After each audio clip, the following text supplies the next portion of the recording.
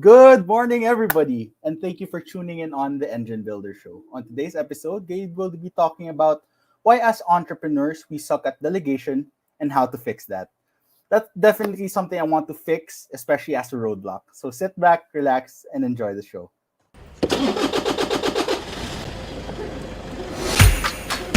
Good morning, everybody. There was always a ton to learn.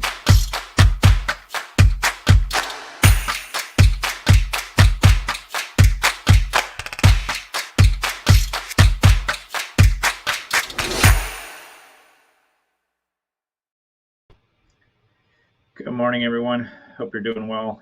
I'm not sure what episode number this is. Jethro will put that in chat for me, so I can tell you in a minute here. But I've really been enjoying doing the show, and one of the things that I've realized as an entrepreneur, it's episode 54. Cool. Couldn't remember which one it was. But one of the things that as an entrepreneur I've realized is we struggle with delegation a lot, or we just plain suck at it. And I always wondered why that is, because I think intellectually we know that if we delegate something, it should be better. We'll be able to get more work done. We'll free up our time. But man, I think I've coached probably at this point hundreds of entrepreneurs, and I've been an entrepreneur for 25 plus years now. And it's something that I just was never really strong at until recently. And I was able to, probably in the last, I don't know, 10 years now, I guess, been able to delegate effectively at some level. And I'm getting better at it year after year. But there's always been a huge roadblock for me in doing that. And I couldn't figure out why I sucked at it. But I was talking to a friend and client of mine earlier this week, and it dawned on me why we suck as entrepreneurs, at delegation as entrepreneurs. And so I actually drew some amazing pictures, which I'm sure you'll think are awesome. And so we're going to pull those up here. I'm going to walk you through why, as entrepreneurs, we suck at delegation and how to fix it. And there's a simple kind of mindset shift that if you make today, as you go through this, I'm confident that you're going to be able to really improve how you delegate. So what you'll see here over on the left is where you as the entrepreneur, and when we have a vision or a dream, or we realize what we want to do as entrepreneurs, it's a really exciting time because we figured out that we're different than the rest of the general public. As entrepreneurs, we're willing to work harder, take risks, do things that other people aren't willing to do, work longer, and we are always looking at things like in a completely different perspective. I know for me, from when I was 7, 8, 9 years old, I would look at a business and go, oh, that's not working, or that's broken, or I could probably do that better. Whether or not I could do it better at that age is a different conversation. But that was my thought process of there's probably a more efficient way to do this, or we can solve this if we did a different way, would be things that I would see in existing businesses. But then I would also dream up new ideas. And I don't know if I still have them in the journals I have today, but I have journals from when I was a kid. And I used to draw out flying cars, which is, a real thing now. There are actually a handful of them out there. And I used to dream up new ideas and big ideas and things that I wanted to accomplish. And I would also dream up business models and things that I really wanted to accomplish. And so as entrepreneurs, we have these visions, these big ideas, everything we want to do. And the general public, the non-entrepreneurs in our lives, they don't understand us. And so we have to develop, in my opinion, kind of like a healthy barrier or wall almost between other people's opinions and what we think and what we do. And so, bringing our vision into reality takes us exploring it, testing it ourselves, doing a ton of the work ourselves, going out and selling something that probably doesn't exist yet, and then building it after the fact. I know I've done that a few times as I started to build up my business. And so we get so focused on our vision and bringing it into reality that we actually do bring it into reality. We take the actions, we do all the hard work, we make it happen. And this is really good and really healthy in this phase, because if we listen to all the doubters, the general public, the people that thought we were crazy, and maybe we are a little bit crazy, and that's okay. But if we listen to their criticism, we would never be able to focus on our vision and then actually explore it, test it, try it, practice, do all the work to create the prototype, to do the first thing and bring it into reality. So this is a very, in a healthy, good way, self-centered season of being an entrepreneur, where we have to look inside ourselves. We have to look at the big vision we have, and we have to bring it into reality. And so that's normal and healthy and a good thing. But in this phase, we are doing so much of the work ourselves that we start to fall into that pattern. Um, and then what happens is we hear, oh, I should get a team, or I should get an assistant, or I should have somebody help me operate the business. Or we realize that we can't do it all on our own, because that logically makes sense, and intuitively it makes sense too.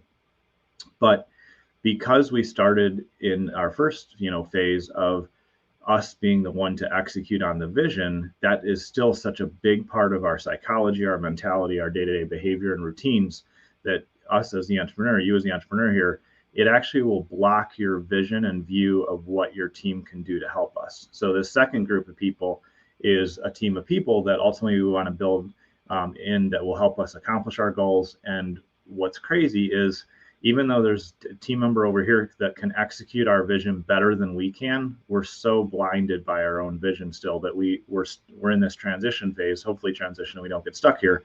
But I know plenty of people, and myself, have been stuck in this phase before, that we're so focused on achieving our vision that we have illogical thoughts like, oh, I can do this better and faster. I'm just going to handle it this time, and I'll show my team another time. Or I know I could hire this really great vendor to help me achieve my goal, but I'm just gonna push a little bit harder. The timing's not quite right yet. I've brought this into reality before, my vision into reality before, so I'm just gonna do it again. And so what happens is we start to just have a huge blind spot, and we basically don't see team members that we have, or team members that we could hire, vendors, other partners that we could partner with or hire. And so we keep thinking incorrectly that we are the one that can achieve the entire vision. And because we're so internally driven and internally motivated, and because we had success at this level before, at the previous stage, where it really was important us to, in a sense, ignore everybody else and execute on our own vision, we're still in that mode and we're stuck. And so that original good thing that was healthy for a short season as the entrepreneur blocks us from the great thing that we need, which is empowering our team and making them, a huge part of our success, and realizing that we can't do it all on our own is a huge growth point that we have to just achieve as entrepreneurs. And so the rule of 8 and 64 is something really important to remember, because if you can use this logical rule in how you approach and think about things and remind yourself of it, it will help you break the pattern that you need to move out of, the season that you need to graduate from, and you'll be able to continue to be as successful as an entrepreneur. So if I, as the entrepreneur, put in 8 hours of effort, then I get 8 hours of work done. Pretty simple. It's 1-to-1. And we all choose this intentionally or unintentionally in different seasons of our entrepreneurial journey, in different parts of our day. We go, oh, I'll just handle that myself. It's faster. I know how to do it, and I'm good at it. And maybe you think you're great at it, and maybe you are great at it. That still doesn't change the rule of 8 and 64. What happens when you're effectively delegating and you're actually leveraging and growing your business is you delegate. You can do delegation by you in 8 hours to 8 people. So you could spend an hour with one person and spend an hour with 8 people, total over the course of the day.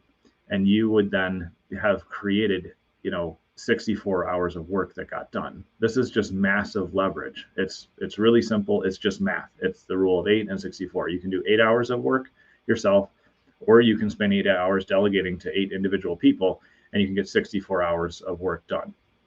Now, the other thing to keep in mind is 8 and 64 is the easy thing to remember, because that's where you're going to start out. But as you grow and improve as an entrepreneur, as a leader, as the visionary who's really leading your organization forward, you will be able to delegate in less time each day. So you can ultimately get to, in 4 hours a day, delegating to 8 people.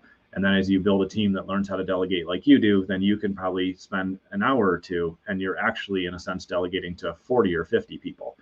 And so this is a process that I've gone through that's helped me really expand the business, serve more clients, and help more people. But it took me figuring out that as much as I know that I can accomplish so much myself, I can still only get 8 hours of work done. When instead of doing that, if I delegate effectively, if I grow as a leader, if I manage a small group of people under me, I can impact, and we can, as an organization, get 64 hours of work done in one day. And then that can scale more, because obviously you can grow leaders here, and they can become, they can also delegate and grow. So ultimately, if we understand and logically continue to remind ourselves of the rule of 8 and 64, then what happens is, you as the entrepreneur, you are, casting the vision, talking about what you want to achieve, and it's executed by your team. They support the vision, they really support you, and this can be an ever growing, ever scaling, massively impacting, business, because you've learned how to, delegate effectively, and really make a big difference in the long run. And so I know for me, this was something that just like, now I know why I've struggled with this in the past, and how I can, just remind myself from a logic math basis, the rule of 8 and 64. I can always remind myself of that and say, yes, I know it might take me a little bit longer today to document something or train somebody, but I'm giving myself exponential time in the future. And more importantly, and this is a hard thing for us to realize as entrepreneurs, there's a point where we find people that are so much better at executing on our vision than we are. And when we do that, we provide a better, customer experience. We can be more profitable, we can get more done, and we can truly make the impact that we want. And so I just want to share that today. Hopefully that's useful to you. If it is, I would really love it if you would share this with another entrepreneur that is trying to grow their team or delegation, just like I have in the years past, because I really think that this approach is a great way to just logically remind yourself that you have to grow and change as an entrepreneur. And the last thing that I'll say is, I say this to the folks that I work with and that I coach, my clients that I coach all the time. The good news with entrepreneurship is, all you have to do is completely change who you are, how you behave, and how you operate every single year of your entrepreneurial journey. And I say that jokingly, but it's true. We have to change and adapt who we are if we really want to grow and succeed. And so delegation is a huge piece of that, and it allows us to really impact the world at a much higher level. So appreciate you tuning in today. Again, if this was valuable, I'd love to hear your comments and feedback below, and definitely share it with somebody else that has been struggling with this, because freeing up our time is such a huge piece of success in entrepreneurship, and I want everybody to have the ability to do that. So thank you so much, and we will see you tomorrow.